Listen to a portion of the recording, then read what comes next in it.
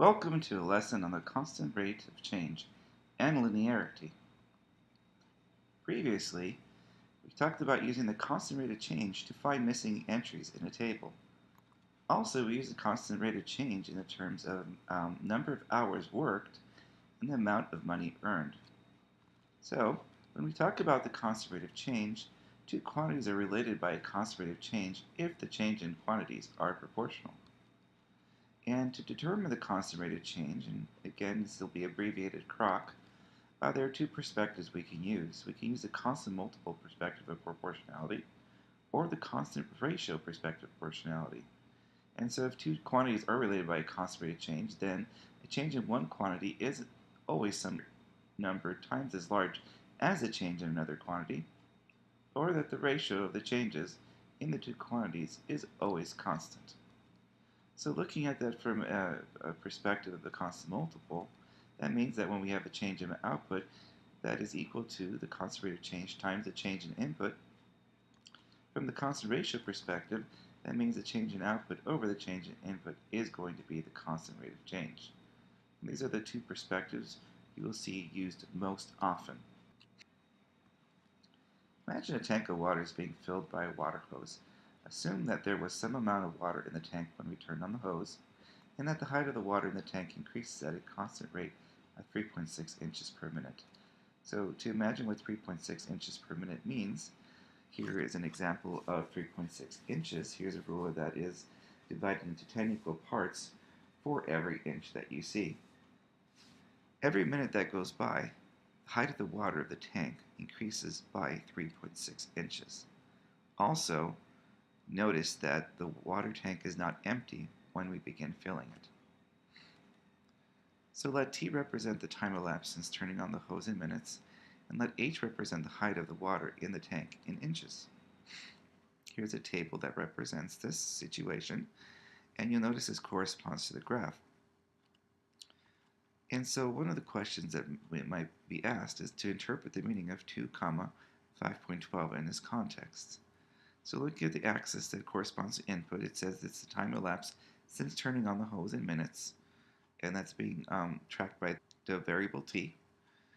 And on the vertical axis is the height of the water in tank, measured in inches, and its variable h is being used to follow this height.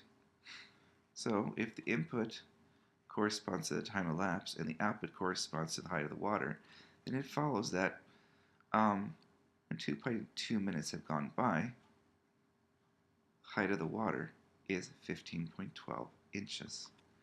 And so that's exactly what the interpretation of 2, 15.12 in this context means. When 2.2 minutes have elapsed since turning on the hose, the height of the water in the tank was 15.12 inches. Let's now move on. So how could we use the constant rate of change to determine the height of the water in the tank at 7.2 minutes? So what we're going to do is put this in the table. So 7.2 minutes. We're curious to see what the corresponding height is. We also will put it on the graph at 7.2 minutes just to get a visual. And what they're doing is we're trying to figure out what the change time is from 2.2 minutes to 7.2 minutes. Change in time is 5 minutes. And we could see that a couple of ways. So graphically, we could see that the change in time is 5. You could see that by the horizontal green line there. When we look at it from an equation perspective, you're taking the change in t to be t new minus t old, where t new is the 7.2 and t old is the 2.2, because that's 2.2 is what we started from. And what we started from is oftentimes referred to as the reference. So that's another way to interpret it. And here t current represents the current time that we're looking at, which is 7.2 minutes.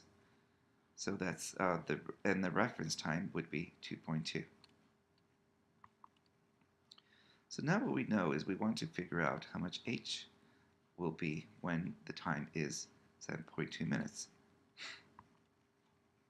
So recall that the change in output is the constant rate of change times the change in input. And we know that the change in height delta H is equal to 3.6 times delta T. We are using the constant rate of change of 3.6 inches per minute as part of figuring out what the change in height will be. In this situation, the change in H is going to be 3.6 times 5, which is 18. So that means that the change in H is 18. In other words, the change in height when 5 minutes have gone by is 18 inches. So what we're trying to figure out is what is the actual height of the water in the tank now that we know how much the change of the height is. So from the height of the water originally at 2.2 minutes was 15.12. So if we take 15.12 from 0 and then we add another 18, that would give us 33.12 inches. And so the height of the water in the tank when 72 minutes have gone by is 33.12 inches. And so we could put that as an ordered pair, 7.2, 33.18. So this is how we did use that constant rate of change. Now let's look at another question. How could we use the constant rate of change to determine the height of the water in the tank at 0.5 minutes? So intuitively, we know that's going to be less than 15.12 inches. So first of all, we're going to put in the time, 0.5. And what we're going to do is just show that visually. That means we're going down to 0.5. And when you look at the horizontal axis, each one of those tick marks that you see down on the axis represents 0.5. So that is a correct scale. On the vertical axis, you'll notice that for every tick mark on the vertical axis corresponds to 5 inches. So let's see. We want to go from 2.2 down to 0.5, so that represents a drop of 1.7 inches, which means delta T is equal to negative 1.7. Again, looking at it from an equation, we're looking at the old, which is set 2.2, and we're looking at T new, which is 0.5. So that will also be consistent if you take 0.5 minus 2.2 to get negative 1.7. Again, similarly, the current time right now that we're looking at is 0.5. And the reference time, this time we started from, is 2.2 minutes. So that can also be interpreted as T current minus T ref. So now let's also look at the height that is at 0.5 minutes. So our goal is to find what that missing height is. So let's see. We know that the change in height is equal to 3.6, which is that constant rate of change, times the change in T, which is the change in input. In this case, the change of input is going to be negative 1.7. So we're going to take 3.6 times negative 1.7, and that results in a change of height of negative 6.12. So as time decreases by 1.7 minutes, the height of the water in the tank will also decrease by 6.12 inches.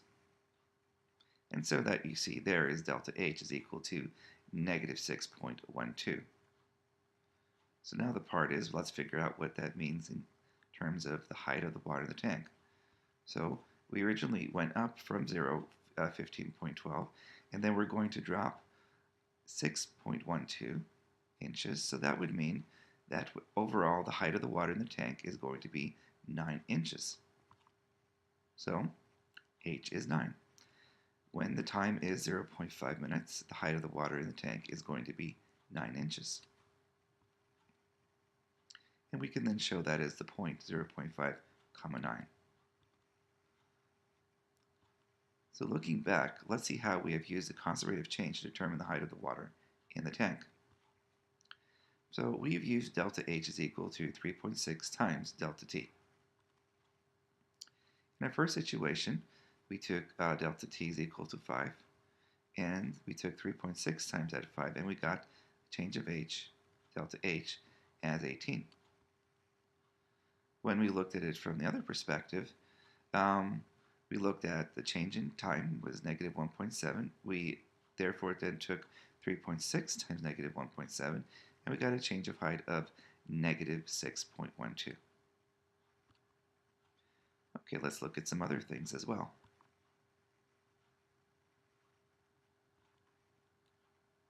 So So right now what we're looking at is the 3 points that we have corresponding to our three input-output values in the table. And how would we use the constant rate of change to determine the height of the water tank at the following times? Illustrate your work for each answer on both the table and graph shown. So what we're going to do is first look at the 5 minutes, see what happened, and then also look at 1.5 minutes. Let's see if we begin to see a pattern of how this is done. So we're interested when the time is 5 what the height is going to be. Intuitively, it's going to be something between 15.12 and 33.12. So the change in height is the current time minus the reference time. Current time right now is 5, and reference time is 2.2. So when we calculate that, that's going to be a change of t of 2.8. Then we're going to say the delta h, the change in height, is equal to 3.6 times delta t, which is a change in time. Change in time in this case was 2.8. 3.6 times 2.8 is 10.08. Lastly, we're going to take that change in height plus the reference height to figure out what that current height is. So once we know the original height and then we figure out how much height changes, we can figure out the current height of the water in the tank. So when we do that, we take 10.08 plus 15.12, and that would tell us that the height of the water in the tank currently is 25.12 when the time is 5 minutes. Let's now do part B. Let's see if the process is the same. So when we're looking at this, when the time is 1.5 minutes, again our reference time will be the 2.2 minutes. And so we're taking the current time, which is 1.5, minus the reference time, which is 2.2. That gives us a change of time of negative 0.7 minutes. So then the change of height is 3.6 times the change in time. In this case, that will be 3.6 times negative 0.7. That gives us negative 2.52. Current height is how much the height changed from that reference height of 15.12. In this case, the height dropped because we're looking backward in time. So in this case, the current height is negative 2.52 plus 15.12, and that comes out to 12.6. And so when the time is 1.5 minutes, the height of the water in the tank is 12.6 inches. So putting those points in, you'll notice that it is coming actually looking like it's lining up in a very specific order. And so let's take one more look at this. Use the constant rate of change to determine the initial height of the water in the tank. Well, the initial height of the water in the tank is when time was 0. So that way we'd actually find out how much water was in the tank, what was the height. We know, or we think, that it's going to be less than 9 inches just because of the pattern we see, and also based on our knowledge of how water fills. So we'll start again. The current time that we're looking at is when time was 0. And the reference time again is going to be 2.2. So 0 minus 2.2 is negative 2.2. Change in height is equal to 3.6, that constant rate of change, times the change in time. And that when you do that is 3.6 times negative 2.2. That is going to be negative 7.92. Lastly, they were going to figure out that current height. So the current height has to be the change in height plus the reference height. So because we went backward, there was a change in time of negative 2.2 minutes. There was a drop of negative 7.92 inches. So when we do that, it's negative 7.92 plus 15.12. That comes out to 7.2. So what this means is that the initial height of the water was 7.2 inches. Let's look at another scenario for the initial height of water. So we know that delta t is equal to the current time minus the reference time. And the current time that we were interested in looking at was that initial time the water started filling, which is when time is 0 minutes. But what if we took a different reference point? Would we come up with the same answer? To test this case, suppose a reference point is going to be 0.5, 9, which means when the time was 0.5 minutes since the water started filling the tank, the height of the water in the tank was 9 inches. So let's see what happens. In this case, we're going to take delta t is equal to 0 minus 0.5, which means it's a change of time of negative 0.5. Okay, the change in height from that change in time is going to be 3.6 times delta t. In this case, delta t is equal to negative 0.5, which comes out to negative 1.8. And so the current height, which is associated with that initial height, is going to be the change in height plus that reference height. Now our reference height in this situation, the one that corresponded with 0.5 minutes, was 9 inches. And we are changing negative 1.8 inches from that 9 inches. So when using math, that means h current is equal to negative 1.8 plus 9. When you add those two numbers, you get 7.2 again. What this shows us is it doesn't matter what reference time and height we use. As long as we do our work consistently, we will come up with the same conclusion. So we can put the 0.0 comma 7.2. Notice that it looks like it lines up, which again, if you remember from an earlier lesson, when quantities are related by a change, we should end up with a linear equation. So we define a function or relationship between quantities to be linear if the quantities are related by a constant rate of change. And if the function is continuous, the results of graph of quantities related by a constant rate of change will always be a line. In this case, our function is continuous because for every single time there is, it corresponds to a specific type of water in the tank. This is also true for discrete functions, and we explored that phenomenon with the money question. So when you draw a line through all the points that have so far been plotted, you notice a line goes through it. But what also is true is that other points, other times and heights would also fall on this line.